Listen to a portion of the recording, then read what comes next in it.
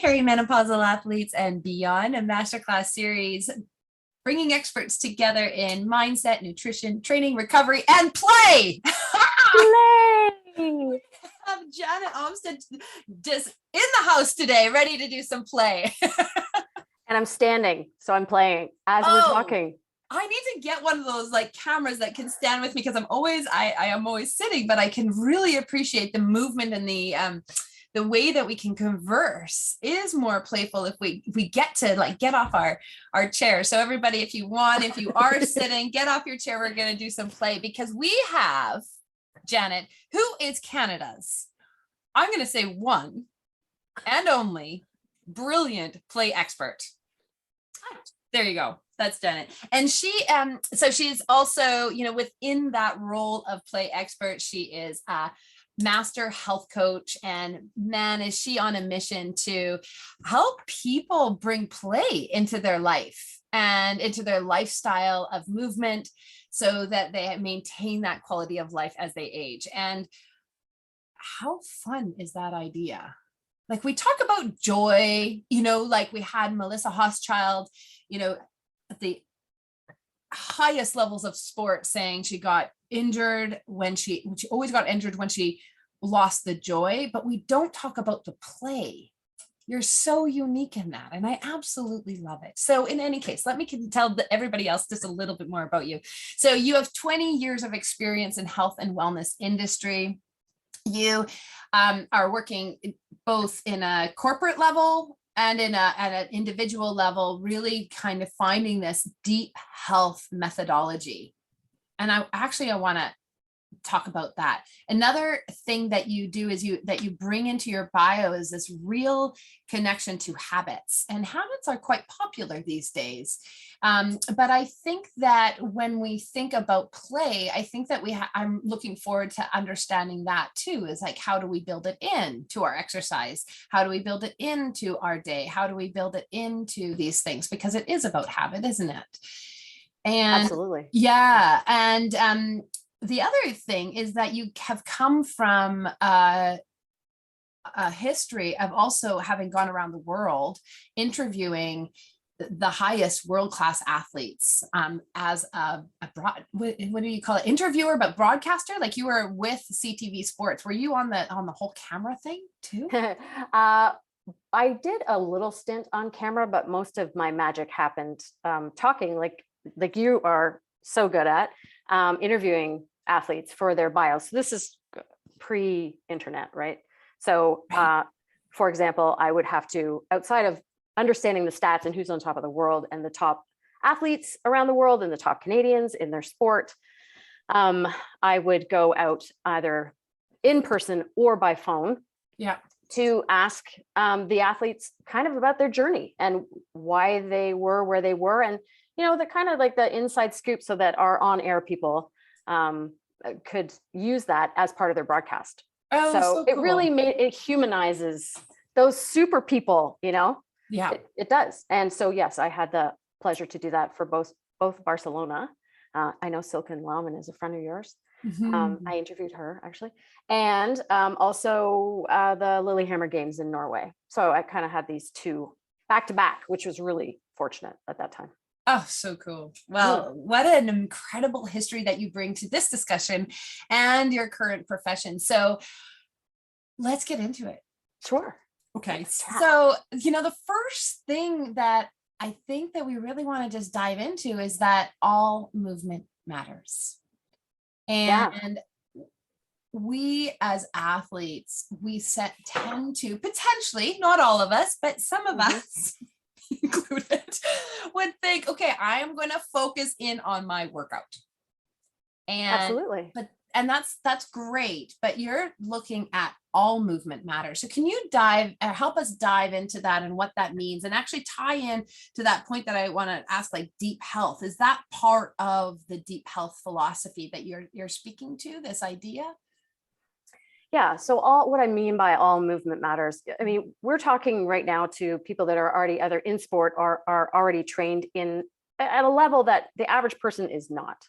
And so therefore that kind of level of health and wellness is very unique, but also where the all movement matters comes in is that just because you've done a workout or because you have your plan, it doesn't mean you don't move for the rest of the day. And I would think, some people move more naturally than others, but there's this big misconception that I've got my workout in, and so now I can sit at my desk, or I can, kind of, yes, we need to rest and recover. That's not what I'm talking about.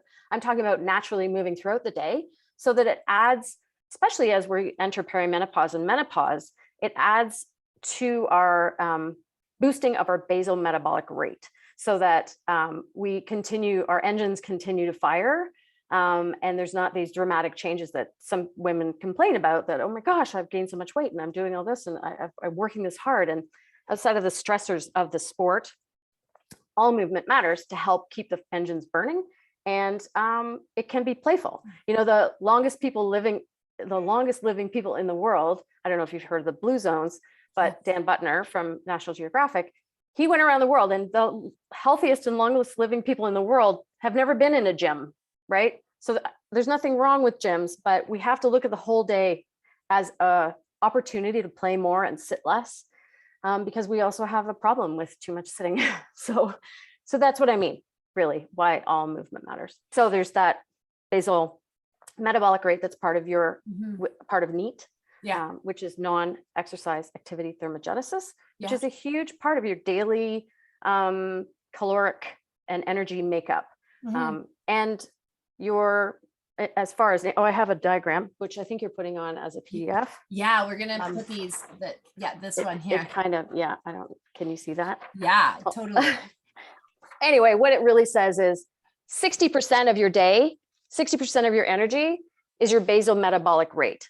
And unless you keep firing that engine, lifting heavy, as we talked about in the gym, and then moving more naturally through the day, that keeps it strong. And 30% is your non-exercise activity thermogenesis. That's just sitting and going to the bathroom and all of the things that make your body flow. And 10% of NEAT comes from the thermic effect of food digestion, right, and such. Yeah, it makes the whole idea of how energy is. It's so we want to think of energy as just, again, coming back into that workout. And it's so not. There's so much more going on, and which is one of the challenges that a lot of female athletes have in low energy availability, is it's like underestimating what it all takes to run this incredible body. Incredible body, an amazing machine. Amazing machine. And nurturing it as we age is even more important than ever. That's why play is so important, because that is part of the all movement matters. But play for me is also meaning, please look after yourself and consider the whole, like, deep health, the whole there's actually another diagram I can add as a PDF, but deep health is more than just your workout, right? It's your social relationships. It's your it's also the way you keep learning and your communities. And there's a whole bunch of factors that contribute to deep health. It's how you sleep. It's how you have fun. It's all of those things. So, Yeah. So when now the other component that you talked about, so you've talked about our basal metabolic rate as one component of all movement matters, but you also think about, or you've mentioned that it's also good for performance. So do you have, so there's this health, like if I have to put it in a bucket, we're going to say BMR, like the basal metabolic rate is health. We have performance, and maybe BMR is connected to the longevity, but do you have, can you help us understand how it's not, we can't just think of our exercise as the only piece of aiding our performance, our actual ability to do the best we can if we want to get to a start line or something? No, because exactly. I mean, that's where habits are so fundamental. Putting the habits in place during perimenopause and through menopause that help sustain your ability to compete and perform. Those habits include rest and recovery, and sleep, and massage, and stretching, and the mindset piece, it's also, I mean, we can never overlook how important mindset is in this whole approach. It's Right. everything. Right. You know, that's why I help people understand you don't have to play, you get to play. And how can you add more of that in your day? So you never lose sight of joy, as you talked about, and fun. Because heck, we could all use a little more fun. Yes, we can. Just yes, saying. it feels like we really need to tap into that these days, doesn't it? So we are, everybody that's listening, we are going to actually get specific about how to expand our playground. But before we get there, I think this was fascinating as we were preparing for this interview. You and I started laughing as like not an hour didn't count. And the other myths that we tell ourselves. And then you actually had, you know, like, where did the hour of training come in? And, you know, why is it that we've gotten so stuck on this idea that workouts not need to be an hour? And what else is available to us if we bust open that myth? Yeah, I think less is more for all the right reasons, especially as we're getting into these years. But I think, the hour, I learned that at a fitness conference. I remember one of my, you know, idols in the fitness world. She was lecturing and she goes, yeah, whoever came up with an hour? Well, we did, the fitness industry, because that's where people think that's how people get paid, right? Coaches and trainers, they get paid by the hour. So therefore, why don't we utilize the whole hour? But that's not true. It is if you're in a periodization of your training for a specific outcome, but in the daily, like showing up in the off season or whatever, you don't need an hour. No. You need to be efficient and you need to have a definite methodology. I mean, I'm not just talking about go out and skip rope every day, unless you want to, because I think that's great. But, you know, there is methods behind the madness. And that your ability to expand your playground as you age is a really important piece of this, because when you take the hour factor out, that kind of opens up more doors for you to find more playtime outside and or anywhere. As a matter of fact, it doesn't have to be the gym, because we touched on this prior to going on this chat. And, you know, expanding your playground. Yes, the gym is a phenomenal tool in our tool belt, but I think it's only part of the whole opportunity here. You know, if you don't feel like going to the gym, well, and it's your lifting day, it's a heavy day. Heck, I mean, depending where you live, there are rocks and trees and logs, and there's lots of ways to modify the way you are training on your lifting days, as long as you're not in, you know, periodizing.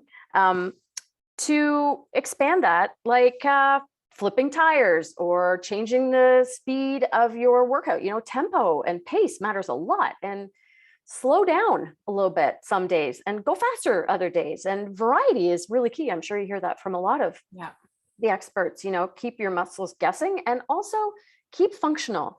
I write about it in my book, and it's obviously more as we age than ever. We want to be able to continue to practice the movement patterns that we're going to need to use. I don't know about you, but my mother can still get in a car at 91 and put on her seatbelt. Well, she's had to practice those rotation movements. She does that in her exercise class, you know, at her health center, or squatting, you know, in and out of a car, on and off the toilet, in and out of a seat, anywhere. You know, you need to practice those things, which you can do outside on a log, on a rock, on the ground. There's like a buffet of opportunity. You know, and I think that's so exciting. Yeah, it is so exciting. And you know, I love it because I was just visiting my mom, and she lives on Hornby Island for the Easter weekend. And there we were on the beach. And if you are curious about, or you feel like you lost your sense of play, well, grab a couple of kids. Right? even if you don't know them. Kidding. Ask permission. Maybe know them. Ask permission first. Well, and then, you know, try walking on logs, and try, you know, lifting up every single rock that you can possibly find, and, you know, or pull on the fern and try to get the, like it was just amazing because it brought me, and you have brought me to this awareness of this idea of expanding your playground and what we can do to, you're right, to find these movement patterns that are similar to that of the gym. So when we think about you need to lift heavy, well, think of, you're right, like squat, hinge, push, press, pull, like rotation, all of that. Rotation. And these are all things that happen in our natural world as well. So if you're really struggling to get to a gym because it's not your place, hiking. Right? Hiking. Like stepping up. Yeah. Lunging, right? Like, lunging. Yeah. Take the stairs slow the next time you're out. Just go slow. And it's crazy how effective, and it's as good as going to the gym. Yeah. And I think it's becoming aware of those things and becoming aware of what we're able to do. They don't have to be separate. I think for so long we've separated this or that. And why can't it be a collaboration as part of your plan? Like, what is wrong with that? I don't think there's anything wrong with that. And if the pandemic taught us anything, when you couldn't go do something, it doesn't mean like the outdoors are canceled or that exercise is canceled. You just have to come at it from a different angle. And when I wrote my book, the pandemic hadn't happened. So it obviously came from a place where it was kind of, wow, this sounds so self-serving. It was ahead of its time, but it really, speaks volumes to when people feel limited. I like to offer people that there are no limits. The only limits is between your ears, like, don't fear it, embrace it, and let's see what can come out. You never know what's on the other side if you try. Yeah. There was something else that that I would really like to tap into on your energy. That is when we talk about postmenopause. Yes. Oh, it's the best. I just started laughing. I just like, I don't know if you guys, okay, let's say that again. So here we are, where, a lot of the females listening to this are in the perimenopause. They're not feeling like it's the best, but they have something ahead of them. Oh my God, you stopped getting your period. Can we just talk about that? It's like liberating. I was talking to my sister-in-law, who's an Olympian actually, and she's almost 60. And we were talking about how liberating it is to be through that. Yes, it's not easy when your body changes and you don't have the control that you thought you had. That can be frustrating. It can leave you feeling sad sometimes. But if we flip that dialogue and actually talk about what really happens, I mean, I don't know about you, but I wasn't raised in a home that I knew anything about getting my period and or where babies came from or any of that, right? That's we didn't okay. talk about it. Yeah, and I don't blame anybody. It's just the way it was. Yeah. And I have a daughter who's, I was all ready for her. I'm like, okay, this is going to happen. And be ready. And it's okay, right? So she's like, mom, whatever. Anyway, but on the flip side, she's actually seen me go through perimenopause and menopause. And I'm happier because I'm at the other side. There's so much less, I don't know. I think there's not less. I'd say there's way more freedom in the fact that also another piece of this to put it in perspective. 100 years ago, women didn't live this long, right? 100 years ago, the average life expectancy of a woman was like 60. And I don't know about you, but I know a ton of kick-ass women that are still playing hard into their 70s and 80s. And I can look at my mother as a 90-year-old. Is she out in a Masters Series competition? No. But geez, she loves to participate because she's continued to play, because she has used what, her body has been able to give her to continue to function. And to be able to say, yay, we made it through the other side of perimenopause and menopause, and we still have so many years to enjoy, God willing. I think that's kind of a celebration, don't you? Yeah, absolutely. Do you find that your play has changed from like, so let's tap into how play changes or has changed for you and or for your clients, and or does it, going from pre, peri, and post, and how have you had to, or do, when you're working with your clients, when we think about habit, what needs to change alongside that? Or is there something that we need to shift or consider when we're doing it? So I think, putting the fundamental habits in place, that's nutrition, sleep and stress management, Mhm. and exercise, having those habits and being okay with how you're going to tweak them as your body responds or doesn't respond, because things change Right. for Okay. sure. Yeah. And depending on your outcome, if you're hopefully wanting to be in the state, it's more of the state of good health, Mhm. and feeling great is equally as important. Yes, there is a whole industry out there for looking a certain way as we age too, and that's a whole other topic. But this part of what we're talking about, the habit-based change and the fundamental movement patterns and the way that we can celebrate all the ages and stages.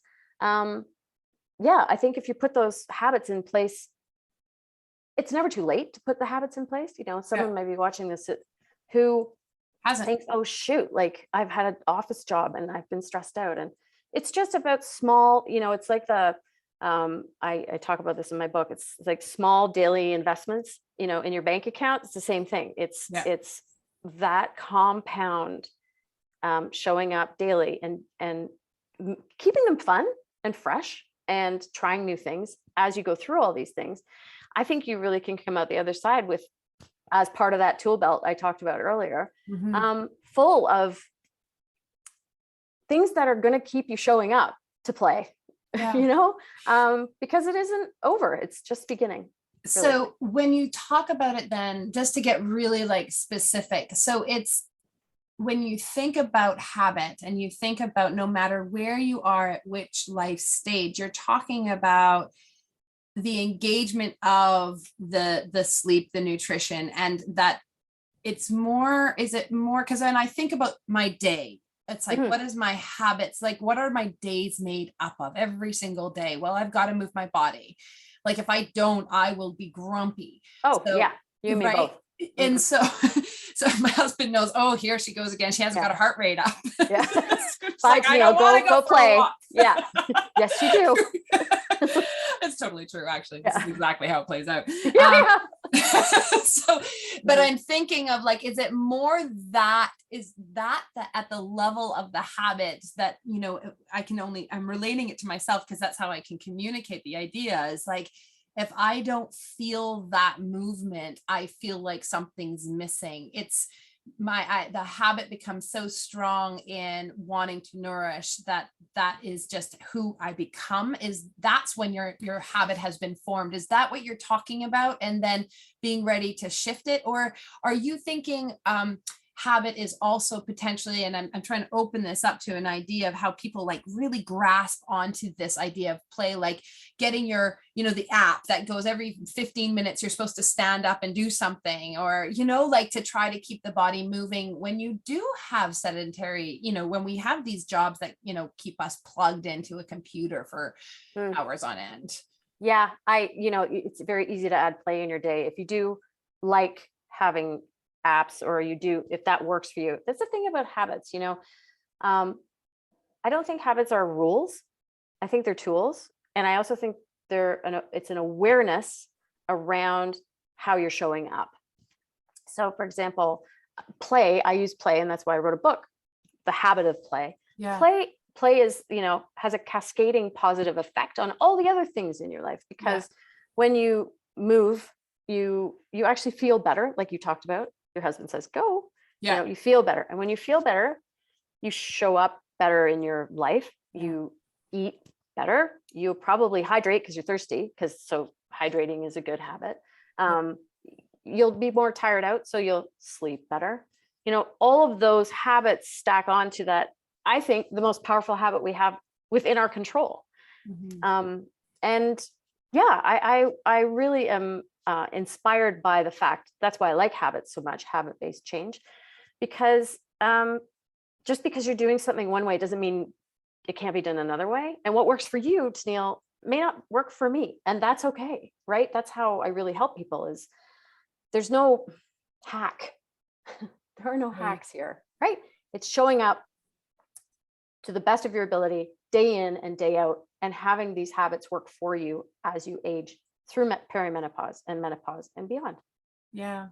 And seeing the whole world as your play, like as your playground, your playground, yes. and not feeling limited, like, oh, I don't have something, so therefore I can't. Right. Because the world is full of I can, right? That's why I said you don't have to play, you get to play. And how are you going to play today? And how does it, there's a lot of people that don't even know how they get through a day, what their habits are, right? Like I wasn't aware of how powerful this was until I did my level 1 and then my level 2 precision nutrition coaching certifications. And it really spoke to me because I'm personally a little sick and tired of all the do it this way for this and do it this way, because there's no secret here. No. Like, everybody wants this, like, what's the key? It's like show up and be happy and keep working at that until you find it, and you will find it. It is out there. It is possible. And again, make it fun, because life is too short. Oh my goodness. Well, I love this. I love what you're creating. Keep it is simple. The simplicity of it. Yes. I learned that in journalism school. Keep it simple, stupid. Yeah. I'm not calling anybody stupid. No, I'm just saying it's a saying. It's let's stop trying to complicate things. Yes. And it's there's been a number of speakers that we can get complicated if we are trying to be on the pointy end of things and need and want to perform at a level which we're really pushing our own limits and want to see what we're doing. It does not have to be meaning that you're going to go to the world championship, but really wanting to see what you are able to do. It can be that kind of pushing the limit in terms of your physical abilities. That might need to take a different approach than the one that you're talking about. But for sure. One that you're talking about is the foundation of the other one. And that is sustainable. That's sustainable. And sustainability is everything. Winning is terrific. Hello. Like I even in my Olympic days, meeting the people I met who were like mind-blowing in winning. But what I learned from that winning is the byproduct of all the hard work, as an athlete, and the time and effort. And if you happen to get a medal, fabulous. If you happen to get a personal best, unbelievable. Like how amazing, like, yay me. Right. Yeah. But there's nothing wrong with setting a goal to accomplish and train for something at any stage. And as long as you keep it playful and fun, right?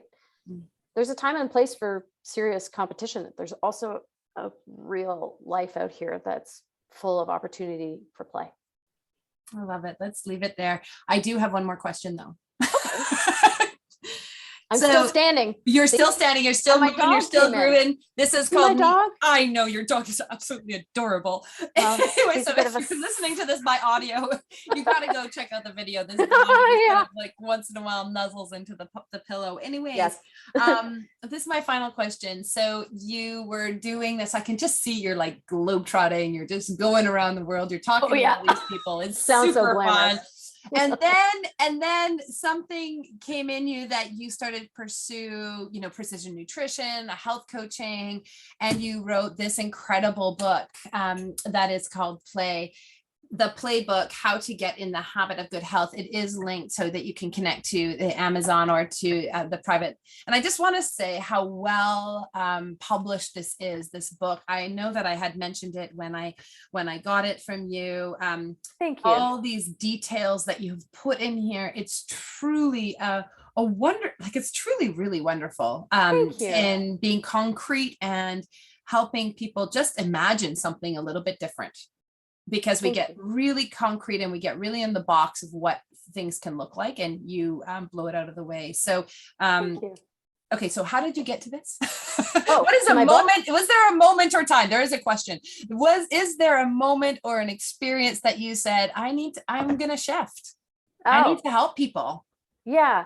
So I became, after I worked on the Olympics, we became expats. We moved abroad. And I had to give up my career for a while. And I had babies all at the same time. So that all happened. But while I was there, I've always been a runner.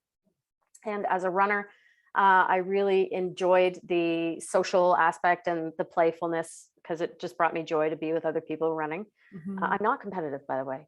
I mean, I am, but not in the way that like the people that I admire who can be that competitive. I think you're born with it or you're not. But anyway, yeah, I would be the competitive. Yes, that's okay. I think there's room for chase anything down. We can still be friends. Yes. Yeah. Anyway, I think for me, the turning point in the health and wellness shift, there were two significant things that happened before we moved abroad, and 6 weeks before I got married. I had a ruptured ovarian cyst. Oh, that's so cool. That was actually a torsion, and I was bleeding internally. So I almost didn't live. In fact, it was very touch and go. So that near-death experience, put me into the frame of understanding I will never take my health for granted, ever. And that set me on the path to learn more and more how to optimize my running and how I was showing up and all the things that I was putting in my life naturally.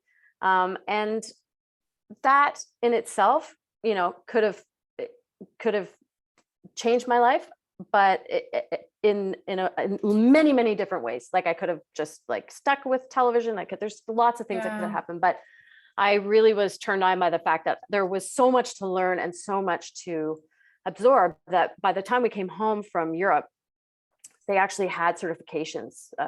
Like the fitness industry I became a personal trainer, and then I got certified in all sorts of fun things like tools of the trade, like BOSU and TRX and med balls and all of those fun tools of the trade. And I was so excited to go outside and help people explore with the tools of the trade. I ran boot camps and I've done all of that. But the fundamental habit that I always showed up with was, especially because of that near-death experience, I think, how lucky we are to be here. Things can change at any time. Life can end. So much can happen. Life throws curveballs, but the more you're in the driver's seat with your health, as you go through all these ages and stages, the more you'll be able to tackle whatever's thrown at you because you are strong and healthy. And some of that stuff isn't fun.